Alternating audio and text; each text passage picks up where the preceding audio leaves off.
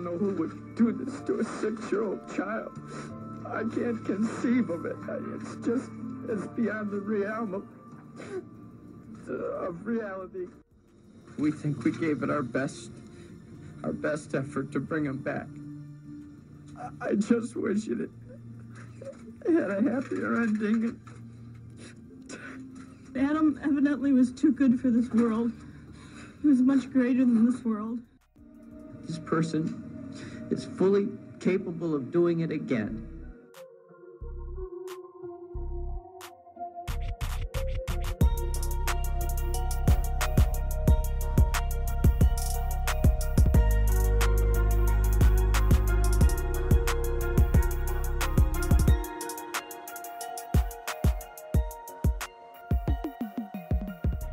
What's up, guys? It's your girl Ginger, the true crime queen. I'm reminding you now that listener discretion is advised. The dark nature of the show is not suitable for young ears or those that are sensitive to graphic material.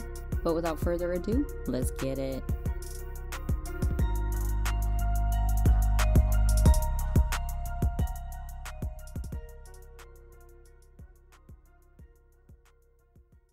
What's up, guys? Welcome back to part 2 in the tragic, but in a way, still inspirational story of Adam Walsh. We left out at a pretty high point in the story. John and Reve had just co-founded the National Center for Missing and Exploited Children, as well as having their second boy, Callahan, in 1987. So we'll hop right back into the story in 1988 when this quite literal tool, Otis Toole that is back on his bullshit, fucking with the Walshes and wasting the Hollywood Police Department's time as usual. So I was reading on ABC actually that this asshole Otis seems to have showed his true fucking colors back in 88 when he decided to personally send John Walsh a letter demanding that they somehow give him $5,000 while he's in jail, all in exchange for the location of Adam's remains. Like, really, dude? That's a fucking scam if I ever saw one. Honestly, I think Otis doesn't know shit about who really killed Adam. And I will back that up a little further on down the line, but surprise, surprise, when investigators come back to Jacksonville, where at this point Otis is actually sitting on death row because of all his other confessions. I mean, clearly he had nothing better to do, but yet again he decides to act as if he doesn't know anything about the case. This asshole. In the meantime, though, John is making strides. This is America's Most Wanted, and I'm John Walsh. Tonight, we'll ask for your help with one of the Justice Department's top priority cases, and we'll re-examine a case with $1 million reward. But first, a story of love and passion in the hills of West Virginia. Next thing we know, John is updating us every single weekend for the next 20 fucking years, showcasing the top 10 assholes of the country and who to exactly stay the fuck away from. In the background, he's still somewhat looking for any true, real evidence of his own son's killer.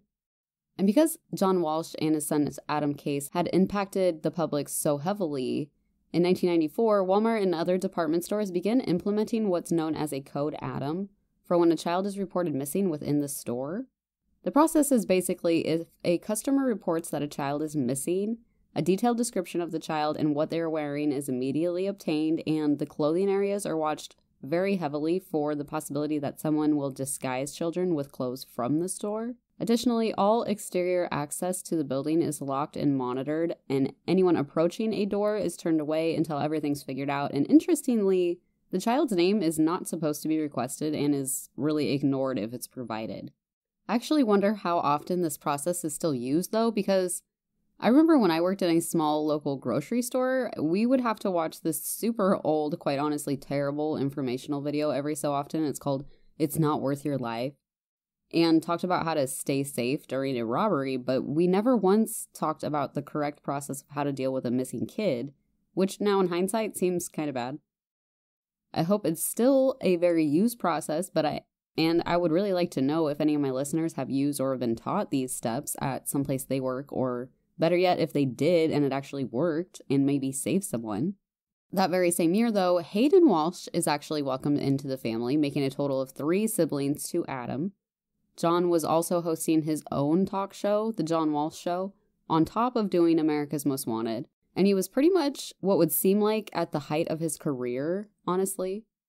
While doing research for the case, I actually found out that way back in 1995, the general public still was very much invested in figuring out what happened to Adam. And on top of all that shit that John had sort of talked throughout the years about the investigation being so terrible, some of the news outlets in Florida State and Alabama State, interestingly, would actually attempt to sue the Hollywood Police Department for access to the files in the case, since by that point, it had gone majorly cold. It turns out that a judge did, in fact, allow the investigators a little bit more time to get any more information they could about the case, but when they still couldn't come up with anything from either old witnesses or Otis's confessions or anything new, the entire 10,000-page case file was then turned over to the public for everyone to feast their eyes on by 1996. So while everyone and their mom is also sort of finding out what the investigation seems to have really been lacking back in 1981, it's just another weird blow to the case when Otis was said to have died in his jail cell at the Florida State Prison on September 26th of 1996. He was 49 years old and found to have likely died from cirrhosis of the liver, but I've also seen AIDS listed as well as a cause of death. He's described as being buried within the prison cemetery, as there has been no one that came to claim his body.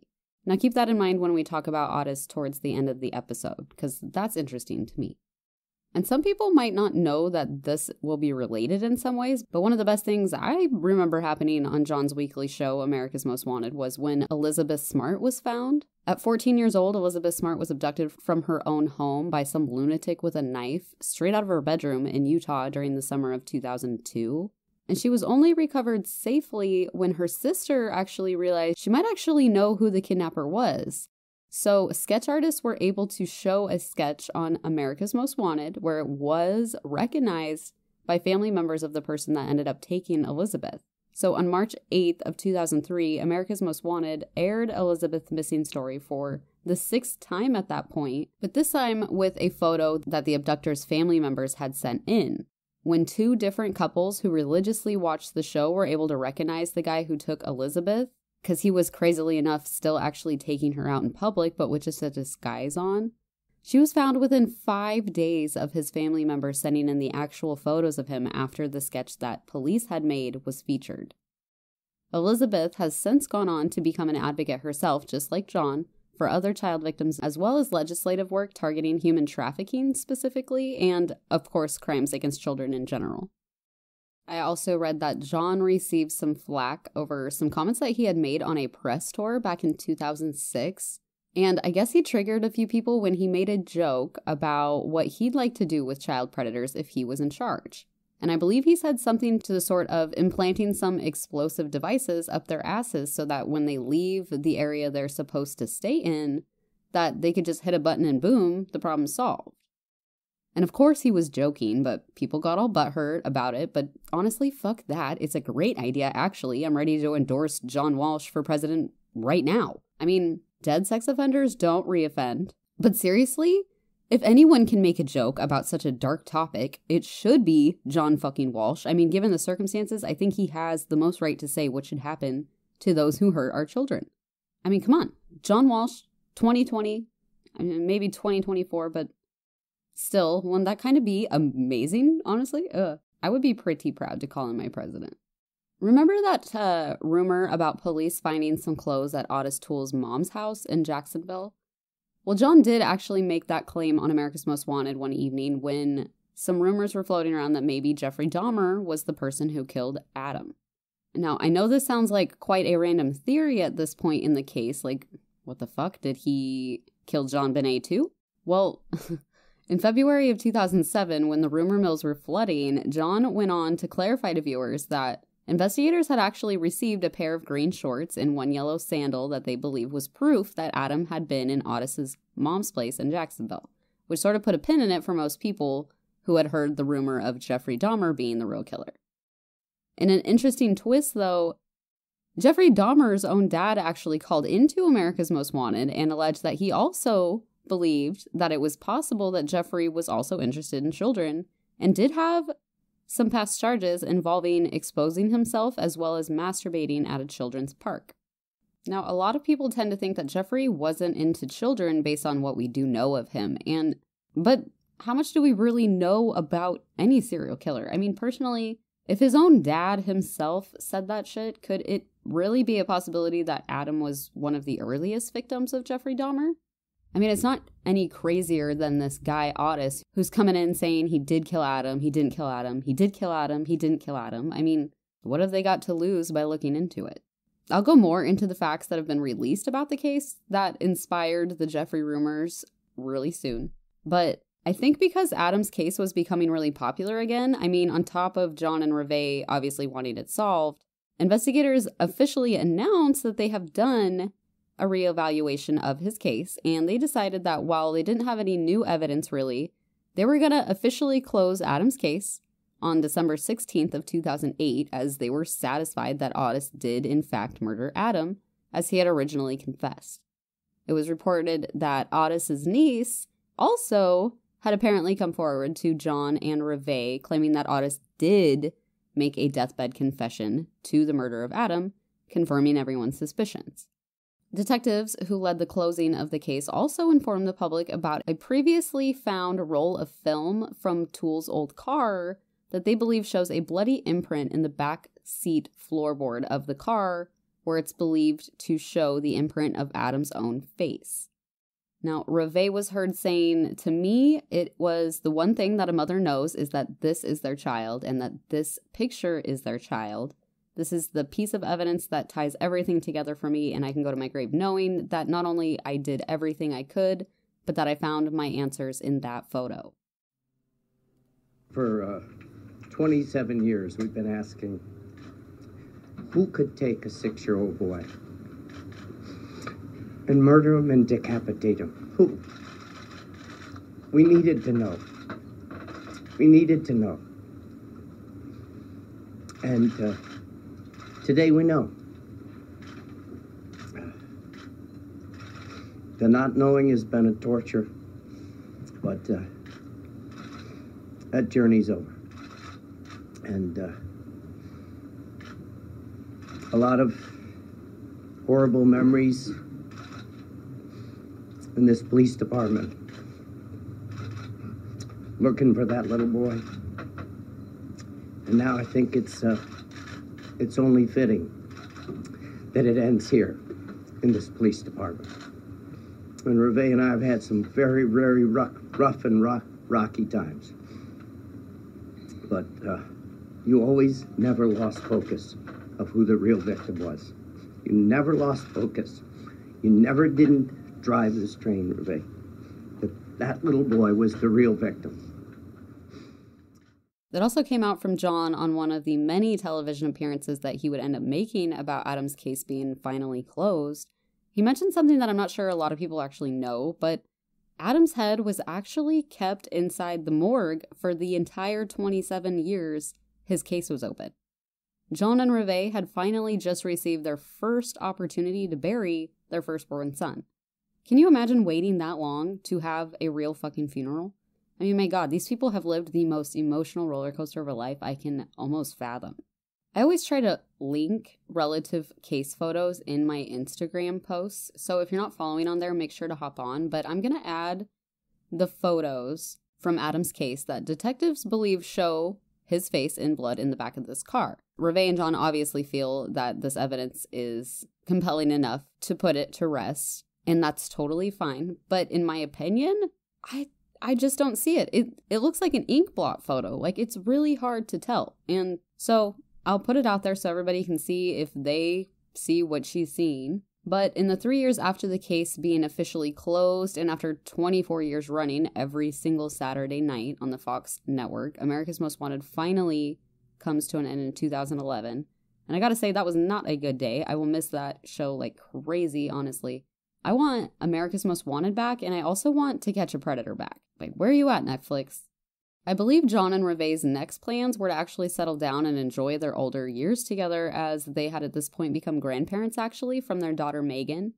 But men like John Walsh, though, they cannot take a break. Once you've been fighting for that long, I don't think it's possible deep down in your heart to just stop. They were victims, and he wanted justice, and they always fucking will. And this is where I, just might be fucking your day up, because I want to go over why the Hollywood Police Department thinks that Otis did it. They decided on Toole, based on the few corroborating statements that he was able to make about Adam's death, that they resume he wouldn't have been able to derive from any other source, but being the murderer himself. They say a few witnesses also think that they saw and smelled this man at the mall that day. Police can't really prove that Otis was in the area, though. Otis had managed to, finger quotes, prove which Sears Adam was taken from by police, who had decided to take him to the wrong one first just to see if he was lying, and he apparently said this wasn't the right Sears, so he got the Sears right. He was also able to instruct the police to pull off the highway into an area where he claims to have beheaded Adam, which ended up being pretty close to the area in which Adam's head was actually discovered, and police are unsure if this was just dumb luck or truth, as even they were unsure of where the scene of the murder was at that point. But it seems to be the most plausible statement, being that it did happen very close to the known disposal site.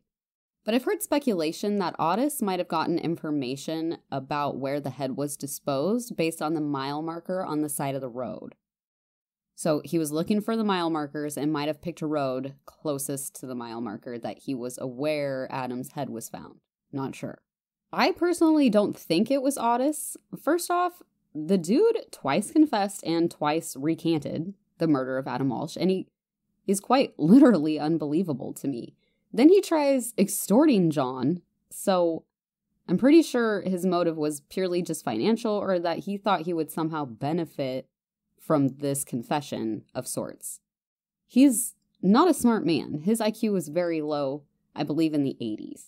Secondly, how much sense does it really make that according to the killer himself, he forgot there was a severed head in his car, but then he remembered he should dispose of it only after he's burned the body in the refrigerator. On top of that, why the fuck would someone like that care to dispose said forgotten severed head hundreds of miles back towards the abduction area? I mean, this might be a little dark, but why the fuck wouldn't he have just gone back home and burned the head like he claims to have burned the entire body? Like, why? Why not drive 200 miles farther away from his house? I don't know, that just seems inconvenient for a dingleberry like Otis Toole. Numero tres? Ain't no way is Adam, 6-year-old sweet Adam, getting into a car or leave anywhere with this crusty-ass, smelly, toothless Nimrod. I've heard people describe that you can smell Otis Toole before you can see him. So are you guys seriously going to believe that a 6-year-old boy, even if he is shy, is going to walk off with some smelly, rather meth head-ish looking man? I mean, I really fucking doubt it. He was scary looking. Look him up. I will link it, but look him up. He's nasty. He is nasty. Also, he was never able to show them where the body was. And you know what? It's never been recovered. His body's never been recovered. My vote is that if it was out in the open, it was probably eaten by an alligator because, you know, Florida. And I mean, the one time I was in Florida, I, for real, saw an alligator just hanging out on the roadside in one of those ditches. I mean, there's pretty good chances that if a dead body's laying around, they're gonna get it down there. Otis changed his original claims from burying Adam's body in a shallow grave to burning it down to ashes with a gutted refrigerator in his mom's yard, and then shoveling out the ashes and dumping them all over the city dump. It seems like every time he kind of fucked up in a detail of the crime, he would have to change his confession to fit the evidence, or lack of the evidence in that case. Like, how convenient. I mean, the Hollywood Police Department lost all their physical evidence to prove this case. They lost the machete, they lost the carpet they cut out from the car, they even lost the entire fucking car, which it was like a 60s Cadillac. It's a huge fucking car. It's a boat of a car, you guys. The only thing the Hollywood Police Department didn't manage to lose was that roll of undeveloped film in Otis's trunk, which they said they found in a box underneath an old cop's desk. They also didn't lose Adam's fucking head because it was safe inside the morgue, away from the police department. I mean, for God's sakes. You have one job, and it's to make sure the evidence is safe. Come on, come on. And basically, after years of John's total disgust with the process and the handling of his son's disappearance and then murder, I kind of feel as though there was probably a lot of pressure on that police department to get the media nightmare shut down simply because of how big John Walsh himself had actually become. The chief of police in Hollywood claims very confidently that everyone can all put Adam's case to rest, as they have thoroughly gone over the case, and despite having nothing new, they're putting all their eggs into Otis Toole's basket, in that he was in fact telling the truth with his confessions, and they absolutely believe he was Adam's murderer. Then they get Otis Toole's niece to tell John Walsh about a deathbed confession that Toole had allegedly made. Well, interestingly, John Walsh has complained on Larry King about how it took the Hollywood police an entire week to even figure out that Toole had died in prison in 1996. And he said on Larry King that he was fucking pissed that no one was there to listen for a deathbed confession. So what the fuck is that about? Did he or did he not make a deathbed confession in the presence of anyone else but this so-called niece? I mean, he's in a fucking prison. If he's buried in the cemetery and his niece is there during a deathbed confession, why is his body still buried in the cemetery? Why was it not claimed? Did she just leave right after and not claim his body? What's up with that? I don't know if I personally trust this whole niece thing. But moving on to why others believe that Jeffrey Dahmer actually killed Adam Walsh. Well, the Milwaukee Monster, who's known for killing at least 17 men, we learned he did have a few lesser charges involving children. Lesser than murder, I mean. We know he didn't have a problem decapitating people, clearly. They found 11 severed heads in his apartment, so, I rest that case. And it turns out he was actually discharged from the Army in March of 1981, just a couple months before Adam goes missing. And Jeffrey Dahmer had requested a plane ticket somewhere warm, so he heads to South Florida, Miami Beach actually, just a few minutes away from Hollywood, Florida, where John, Adam, and Reve are also living at the time. So he's actually working at this place called Sunshine Subs, which if you look at a map is only a 20-minute drive from the Sears department store that Adam was last seen in.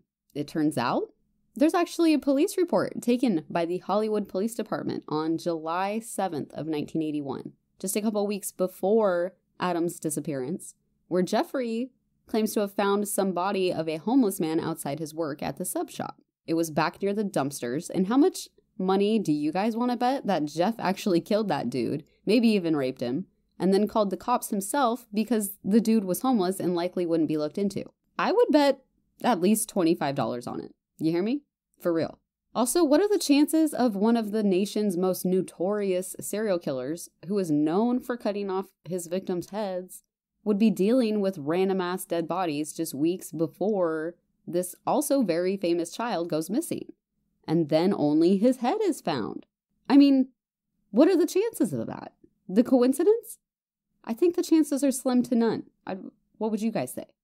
So Dahmer was actually found to have left the area of Miami Beach just after Adam's head was found to live back with his family up in Ohio, where he would go on to commit some of the more infamous crimes that he's known for, and later being arrested in July of 1991 out of his Milwaukee home. But a witness has come forward named Bill Bowen, and he was actually entering the mall when he saw a kid, he says, being forced into a blue van outside the Sears parking lot, which makes this a true possibility, as the sub shop that Dahmer happened to be working at also delivered pizzas where he had access to a blue van. Another witness has come out named Willis Morgan, who thinks that he actually followed Jeffrey Dahmer into the Sears toy department that day where Adam went missing, the same one. And he's actually come out and written a book called Frustrated Witness, because as it turns out, both of these witness accounts were never followed up on until Dahmer's arrest years later, when his photo pretty much took over every media source. Willis Morgan also has an active YouTube channel where you can hear his firsthand accounts of what he thinks happened that day, since he's positive Jeffrey Dahmer did this. Like I said, you can look him up on YouTube. His name is Willis Morgan. I believe there's even one other witness account that allegedly was able to place Dahmer on the side of the road near the site where Adam's head was later found. However, I don't know exactly if this claim is as credible as others, and I believe Willis Morgan does cover it in his book. Interestingly, a very similar kidnapping attempt had happened in the weeks prior in the same area of Florida, and they produced a sketch artist photo that looks a lot like Jeffrey Dahmer, honestly, like a shit ton. So I'll make sure to add that photo in the list of photos too. And Hollywood Police Department did actually give Jeffrey Dahmer an official interview in 1992 as a possible suspect for Adam's murder when he was arrested in Milwaukee, when they went over his prior whereabouts to see where else he had lived and, might have considered Flavortown. So they did ask him about Adam, and he's always denied it. I believe for the most part, Hollywood Police Department believes him because Jeffrey Dahmer was actually very forthcoming with most of his other murders. But one other thing was also said to a different reporter by Jeffrey Dahmer, allegedly.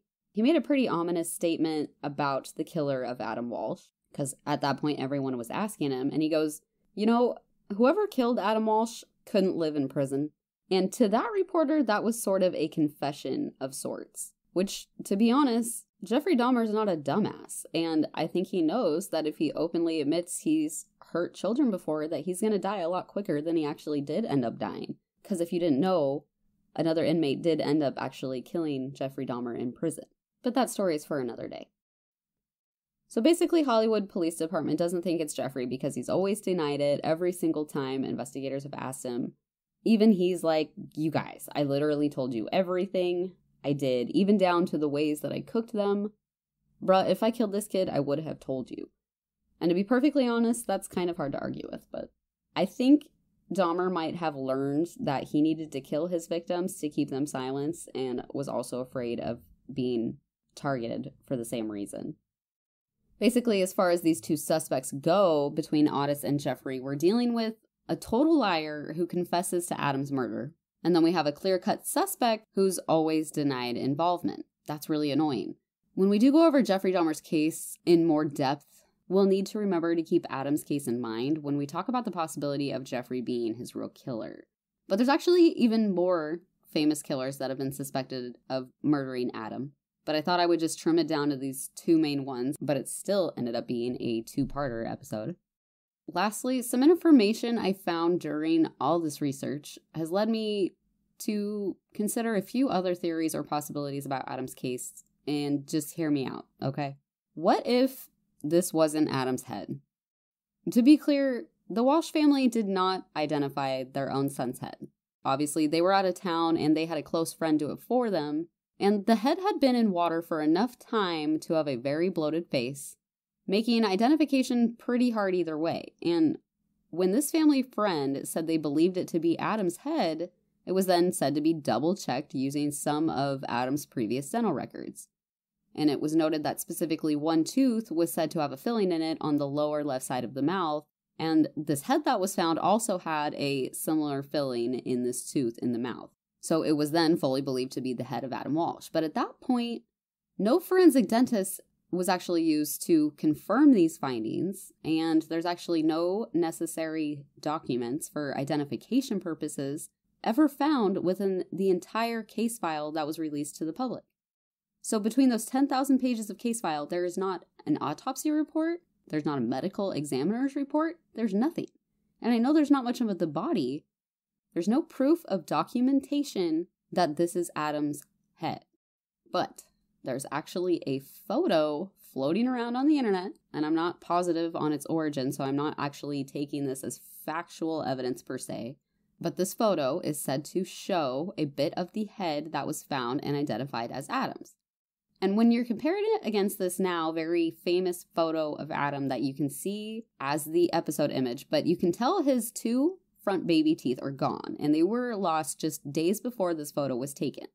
The head that was found in this photo floating around the internet shows the mouth area with a front tooth that would, to me, appear that there's very clearly a front tooth in this child's mouth. It seems like an adult tooth from the picture, but there's very clearly a front tooth in the kid's mouth.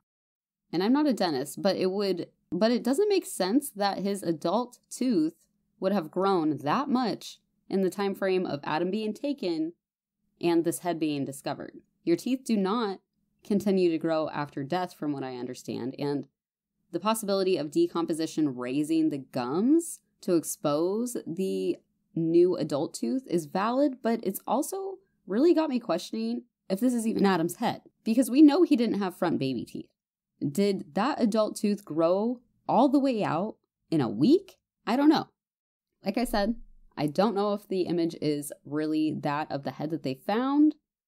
And if we continue down that rabbit hole, the true, real haunting reality of this case might be that everyone stopped looking for Adam as soon as this head was identified incorrectly. And how fucking tragic would that be? I'll remind you that all the physical evidence in Adam's case has been lost. His body was never found, and thankfully his head was safe from police mishandling, but it's literally the only thing left from the case, and they gave it back to John after 27 years of not being able to put it to rest.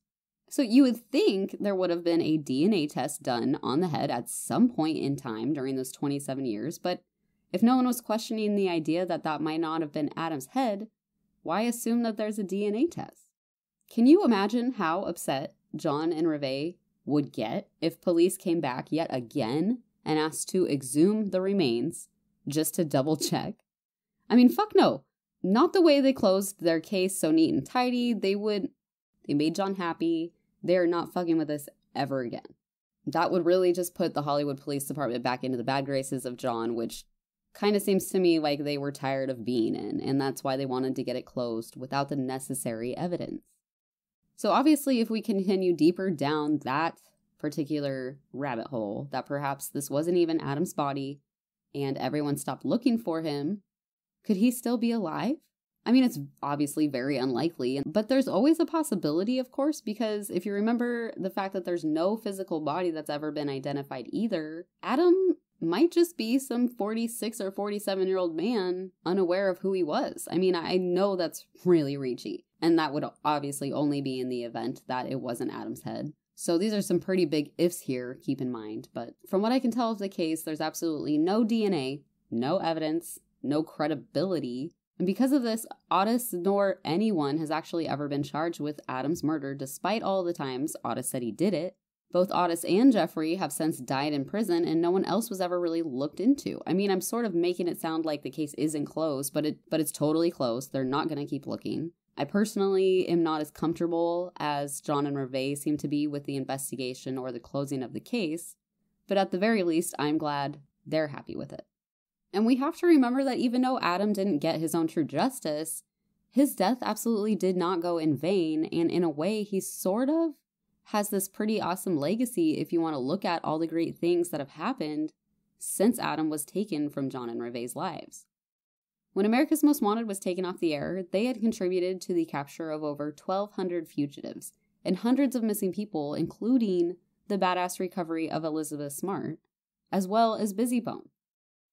The United States Congress ends up passing a Missing Children's Assistance Act back in 1984, which later helped fund the National Center for Missing and Exploited Children, which you all know I have to say 1,000,000 times on every single missing child's case I cover, because they are the ones up in that shit trying to help you. All because John and Reve, because of Adam. It's nuts. President Bush actually signed an official law in 2006 that would also enable a, quote, RICO call of action for those who are considered child predators and all those who conspire alongside them. So these offenders actually get categorized into 3 different tiers, and depending on which tier they're in is how often they will have to update their location or their registry every time they move, which helps us keep track of who we have to look out for. John Walsh has received many awards for all his hard efforts to help victims of crime. He's had a street named after him. He's been credited to assisting in the capture of 17 different men that all made the FBI's Most Wanted list. At the end of the day, I know the story is crazy, but for realsies, if John Walsh is happy, I am happy. You know, he can't stop finding the bad guys, and he's tried to retire, but honestly, I don't blame him. It's really hard to relax when you know how many bad things are happening at every moment of the day. I mean, even now, with all the child trafficking we have going on these days, I mean, cheese and crackers, how could you stop? John Walsh currently hosts the show In Pursuit with John Walsh. He's still doing the damn thing out there catching those bad guys. You guys, just listen to this. It gets me fucking pumped. Back in 1981, I had the American dream, the beautiful wife, the house in the suburbs, and a beautiful 6-year-old son. And one day I went to work, kissed my son goodbye, and never saw him again.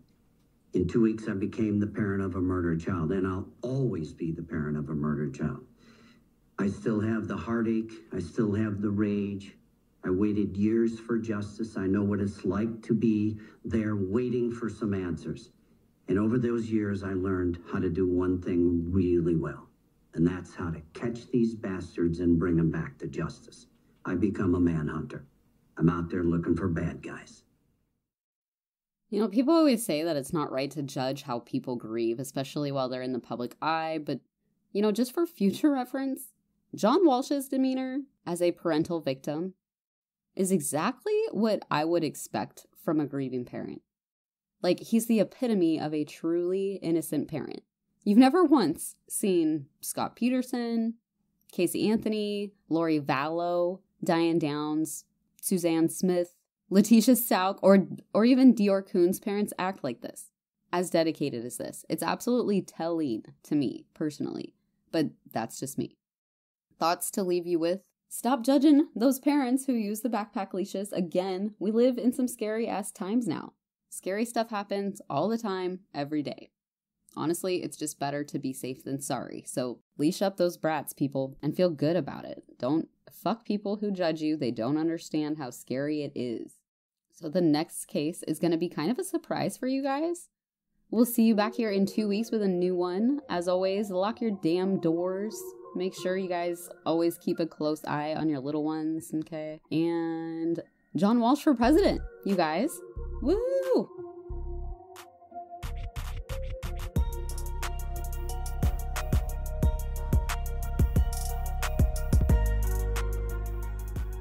And that was the tea, you guys. I hope you enjoyed my rendition of the story, and if so, please tell all your creepy-ass friends about it. You can find the sources I use for the episode in its description. You can find me slinging those memes on Instagram at True Crime Queen, posting them daily. If you want to support the podcast, do me a favor and check out patreon.com/GingerTheTrueCrimeQueen. We'll see you back here in 2 weeks with another one. All right, you guys, bye.